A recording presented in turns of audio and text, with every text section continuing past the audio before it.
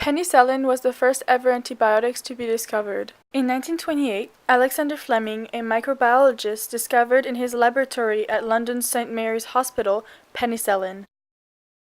Alexander Fleming grew colonies of bacteria on special plates called petri dishes and observed their behavior in different circumstances. On the summer of 1928, Fleming came back from his summer vacation and had forgotten to wash his material away before leaving. As he was ready to wash his petri dish away, he noticed how a contaminating mold, Penicillium notatum, had inhibited the growth of a colony of Staphylococcus that he had been studying. So then Fleming decided to extract the juice from the mold and tested with other bacteria and saw it had the same result that also killed off other bacteria. So then other researchers decided to also try to figure out what was happening with the penicillin and the bacteria, but were unable to replicate Fleming's discovery. The role of Fleming, Florey, and Chain. In 1928, Fleming discovered penicillin, and Dr. Chain and Dr. Florey started their own research on penicillin. In March 1940, Dr. Chain developed a new purified form of penicillin. In 1940, penicillin is safe to use. In 1941, Dr. Florey travels to the U.S. for mass production. In 1945, Fleming, Dr. Florey, and Chain get a Nobel Prize. Here's a timeline to show you how antibiotics came about.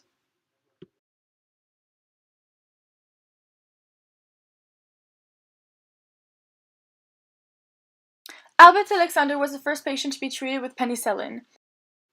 At that time, testing protocols were very different than today. Dr. Charles Fletcher was able to test the police officer without any restrictions.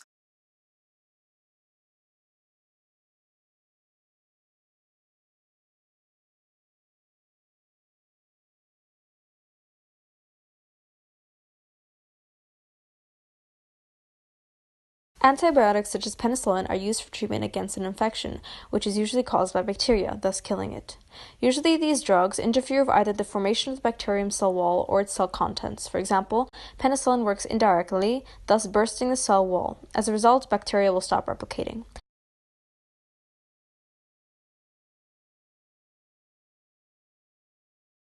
There are two types of bacteria. The first one is bactericidal, which kills bacteria and prevents bacteria to produce their cell wall, and bacteriostatic, which stops bacteria from replicating as it interferes with processes which include DNA replication, metabolism, and protein production. However, many side effects can result due to the use of antibiotics, which include nausea, headache, vomiting, stomach pain, and diarrhea.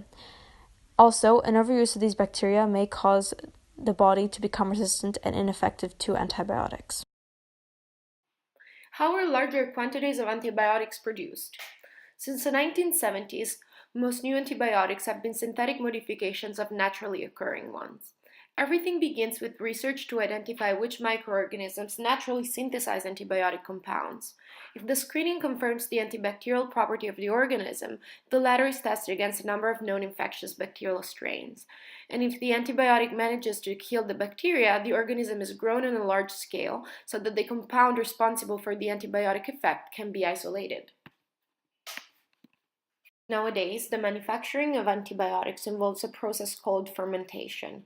Fermentation begins with the harvesting of the organism's culture in a nutrient-agar medium in a cooled environment from a previously isolated sample.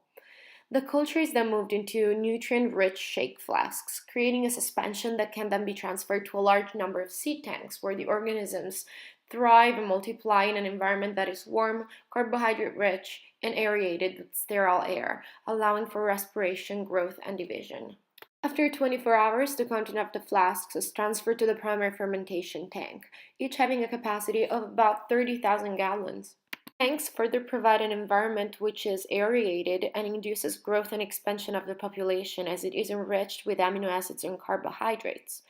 Acids and bases are also continually added to maintain pH at its optimum and encourage the growth of the microorganisms, which continually synthesize and excrete antibiotic.